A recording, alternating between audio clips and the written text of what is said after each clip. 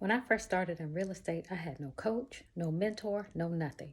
And as a matter of fact, the first contract I wrote, I literally had to call around to different agents and ask them for a form. And fortunate for me, I was able to find someone who was willing to share that information with me. So today, I decided to share with you the things that I didn't know that you should.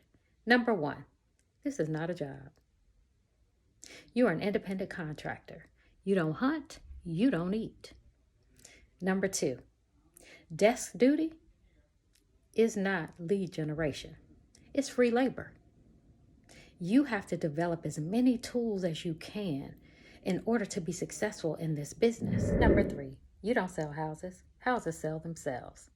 But you are offering the opportunity for ownership, and you have to develop as many tools as you can. For example, let's say you've met a buyer, a potential buyer, who has fair credit, but doesn't have a lot of money to put down. But they are a veteran. If you don't know anything about the VA loan, then you can't assist this client.